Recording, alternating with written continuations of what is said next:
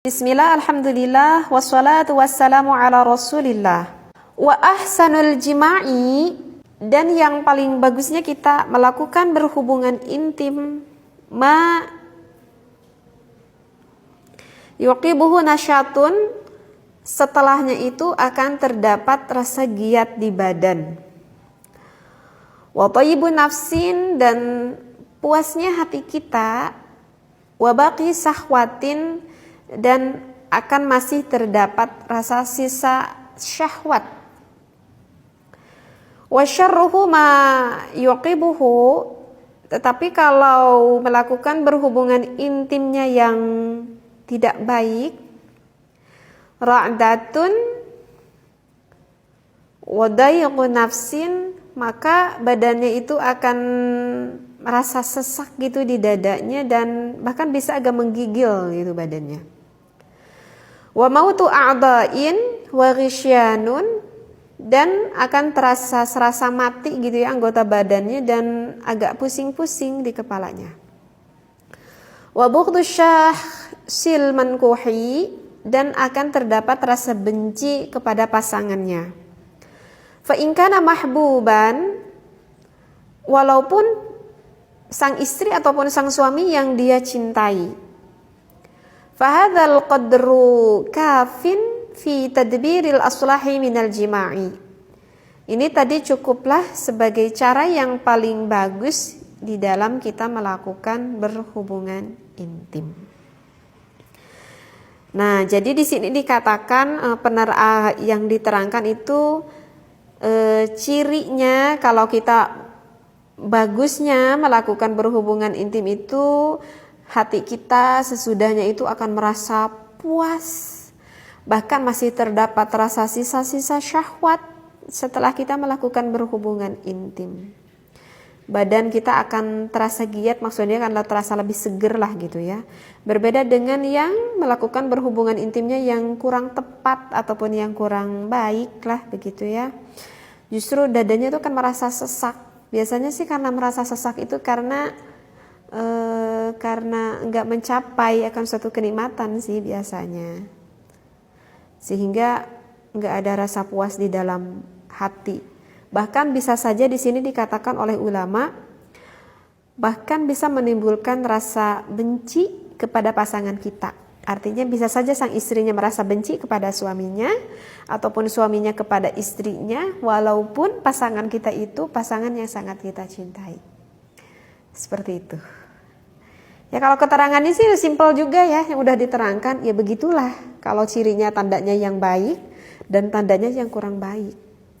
Nah kemudian kita tuh berpikir kalau begitu bagaimana agar berhubungan intim kita itu baik, yang gimana gitu kan. Pasti kan ada juga nih yang bertanya, kalau saya udah paham nih, yang baik itu nanti tandanya seperti itu. Nah kalau gitu kita itu pengen melakukan hubungan intim yang baik itu bagaimana? Seperti itu. Nah berarti kita itu harus memahami dulu akan perbedaan laki-laki dan juga perbedaan perempuan. Karena kan kita melakukan berhubungan intim antara suami dan juga istri. Nah, saya sudah sering nerangin kan, kalau wanita itu lebih besar dominan ke emosionalnya, ke hatinya. Sedangkan kalau laki-laki itu lebih besar dominan ke akalnya, gitu ya. Berarti itu udah beda. Di dalam melakukan berhubungan intim pun tentu saja berbeda. Di dalam melakukan bercinta ataupun di dalam melakukan berhubungan intim gitu ya, yang diinginkan oleh wanita ini, saya langsung spesifik ke ngobrolin masalah seks gitu ya, atau langsung ke hubungan masalah intim gitu ya. Kalau yang diinginkan oleh wanita itu adalah ingin dirasakan dulu ataupun ingin diberi dulu rasa cinta dari pasangannya. Baru kalau sang istri itu udah merasa dapatkan rasa cinta, rasa kasih sayang dari sang suami, baru sang istri itu mau melakukan berhubungan intim. Tapi kalau seorang laki-laki itu berbeda. Kalau laki-laki itu karena lebih dominan kepada akalnya, kepada pikirannya. Jadi kalau mau melakukan apapun itu, laki-laki itu biasanya lebih fokus. Jadi kalau misalkan laki-laki pengen melakukan berhubungan intim, ya udah, gak banyak basa-basi, saya ingin melakukan berhubungan intim. Seperti itu. Jika sudah melakukan berhubungan intim, suami itu udah orgasme, baru sang suami itu baru bisa memberikan cinta kepada kita. Beda kan? Kalau sang istri itu pengen dapat cinta dulu, baru udah dapat cinta, baru sang istri itu ada gairah untuk melakukan hubungan seksualitas. Tetapi kalau suami itu terbalik. Kalau suami itu kalau pengen melakukan berhubungan intim, ya melakukan berhubungan intim dulu.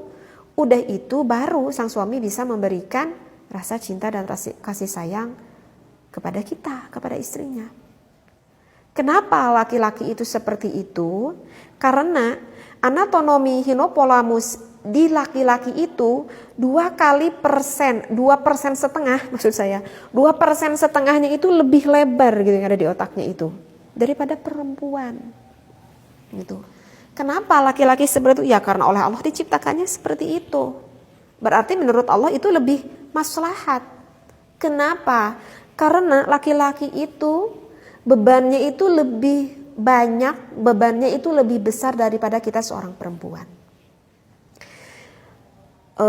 Laki-laki itu yang berkewajiban untuk ibu bapaknya, ya, itu kan kewajiban laki-laki untuk menafkahi ataupun mengurus ibu bapaknya. Kemudian sang suami itu juga berkewajiban di dunia dan juga nanti di akhirat kepada istrinya.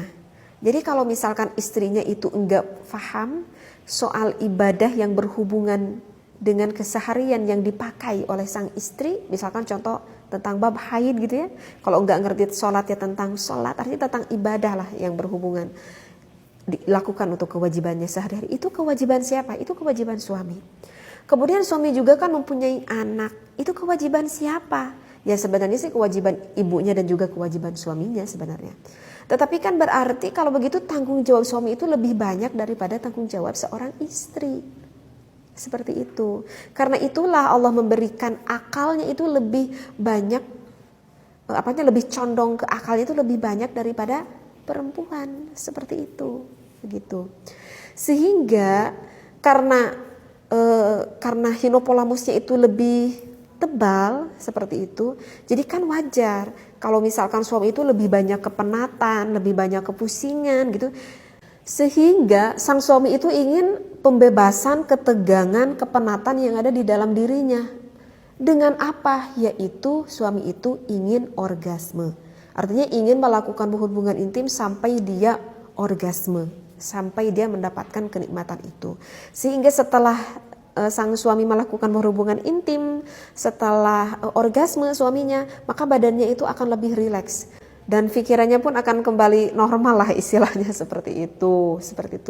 Jadi karena banyak kepenatan di dalam otaknya, jadi bagaimana sang suami mau memberikan rasa perhatian yang lebih, memberikan rasa cinta, rasa kasih sayang kita kepada kita lebih, seperti itu. Jadi wajar deh kalau misalkan kita lihat suami yang udah pulang kerja gitu ya, yang gak terlalu banyak ngobrol, yang gak terlalu banyak senyum, itu harus diwajari begitu wahai para istri gitu ya.